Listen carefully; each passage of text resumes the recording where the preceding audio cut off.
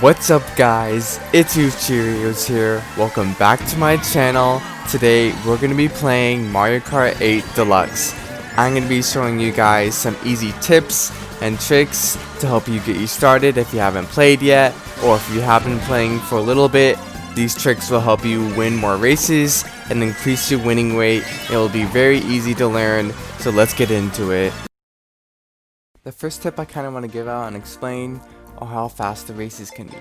So there's 50cc, 100cc, 150cc, mirror, which is basically 150cc, but all the courses are backwards, and then there's 200cc, which is the fastest. So they're pretty self-explanatory. The lowest is the slowest you will go, and then the top is the fastest speed that you will race on. The second tip I kind of want to give out are all the different types of characters. So there are 3 different classes that you can put the characters in. There's small, medium, and large. So small characters are ones such as Toad or Koopa Troopa because they're very small and they have small carts. And then you have medium characters such as Mario or Luigi because they're medium sized. And then you have large characters such as Donkey Kong or Bowser because they're just bigger and they're heavier. So there's kind of 2 things to know about these different kinds of classes. One of them is when you're racing and you knock into another cart or another player. If you're heavier or if you're the larger character class, you will knock a lighter class out of the way just because you're heavier and bigger. And if you're the lighter class, you'll be knocked to the side because the bigger and heavier classes are just bigger and they will push you out of the way. Next, we can talk about the stats kind of for each class. So with the lighter class, with like Toad and Koopa Troopa, they are very easy to control and handle, and they have a faster acceleration rate. While with the heavier classes such as Donkey Kong or Bowser, like I said, they are harder to control and they don't accelerate as fast, but they do have an overall greater top speed that they can achieve rather than the lighter characters. And then the medium class, they are overall well balanced between the two. It's just a mix between the two, just overall balanced. The next thing I kind of want to talk about are carts and everything within it, like the carts, the wheels, and the gliders. So if you press plus or minus on either left or right Joy-Con, you can see the stats for each cart and what it relates to: speed, acceleration, weight, handling, or traction. You can see which one has better handling or which one has greater speed but less traction. It kind of just overall depends on what you like and what you like to drive with, whether you like to drive fast but you have to be smarter about handling, or whether you like to have easier control but you don't accelerate as fast. Now when you're looking at the carts and the bikes, the main difference is that bikes have a sharper drifting curve. So when they go around curves and you drift, they will have a sharper turn, so it may be a little harder to control, but once you practice that and you master that skill, it won't be as hard.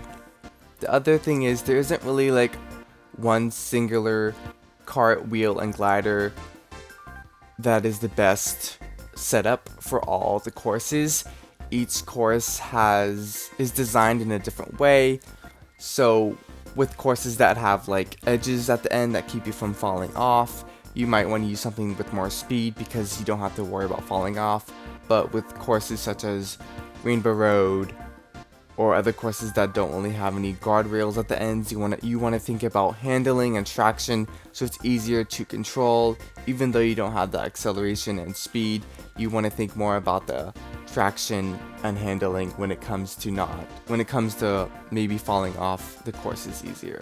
In my opinion, carts are better for me and I use them better and I can control them easier rather than bikes. So it just depends on whatever you like and whatever you're best driving with. The next tip I want to talk about are starting boosts. These happen at the beginning of every race and they can be super beneficial because they can give you just this small amount of boost that you need to get to the front at the beginning of the race. they can put you in a good spot because you'll be in front of everyone. But don't worry, if you miss the starting boost and you're behind, you can always catch up later. It's never too late and it's never too hard. As you can see in this clip, I will get the starting boost. I press accelerate right after 2 disappears and I get that extra boost. This puts me at a good spot because now I'm at the top, and if I can hold that place, I'm good to go for the rest of the race. However, in this clip, I do not get the starting boost because I accelerated too early, so instead, I wiped out. And in this clip, I accelerated too late, so I didn't get a speeding boost at all, or I didn't get wiped out, which was still good, but I didn't get the speeding boost I needed. The fourth tip I want to talk about are a jump boost. As you can see in this clip, I use a jump boost just to give me a little bit of speed. These are everywhere. You just want to press jump right when you're about to hit the jump boost. You can do this by pressing right bumper or ZR. These will help give you jump boosts, which are very essential because they can help you give small amounts of boosts and pass your opponents. The next tip I want to talk about are the square glowing boxes with question marks on it. These are item boxes. They give you items that you can use for as defense or offense. Offense such as using them for getting green shells or red shells, and defense such as getting banana peels or bombs. So when we're talking about banana peels, you're always gonna wanna keep them right behind you and never usually throw them. Because if you're in first place or second place, most likely someone will throw a red shell at you, and you always want to have a banana peel right behind you so it can block it off and cancel the red shell out. Because if you do have a banana peel behind you, it will cancel the red shell out and you will not get affected by the red shell whatsoever because you have a defense. So the next time you get a banana, be wise about when you want to use it. If there's no one around you and you don't think they have a red shell, then you can place it wherever you want. The next tip I'm going to share with you guys is drifting and how to become a drifting master. Drifting is super easy and it's really important because it can give you that extra step to get ahead of your opponents and stay in the front. Drifting are basically just small speed boosts that give you a little bit of speed. There are 3 types of drifting. It goes from blue to yellow to purple, depending on how long you can hold a drift and how long the curve of a course is.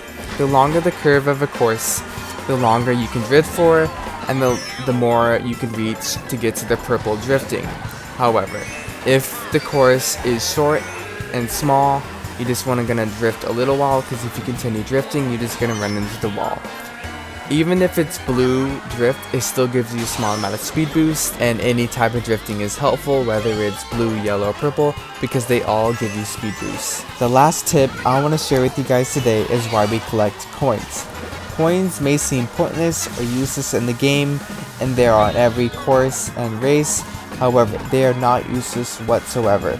They affect many things, such as your top speed. So if you collect the maximum amount of coins, which is 10 coins, you will have the maximum top speed that your cart can achieve. Rather, if you only had like 3 coins, then you couldn't really achieve the top speed that your cart has. And the coins give you small speed boosts, and every speed boost is really important. It can make you pass your opponents. Another thing is as you collect coins along the way and in the game, you will be able to get new carts, wheels, and gliders. That is the only way you can get new carts and wheels and gliders, because of collecting coins. So you want to collect coins as much as you can for every race, so you can unlock new customizations easier and faster if you just collect those coins. Alright guys, that is it for today's video. I hope you guys enjoyed the content. More will come out soon. I hope I gave you guys some very helpful and beneficial tips that you guys will use to play Mario Kart 8 Deluxe. And I hope you guys, if you guys haven't gotten it yet or played Mario Kart, please do. It's super fun. You can play with anyone, and it's really fun also to play against your friends and family. I'll catch you guys next time.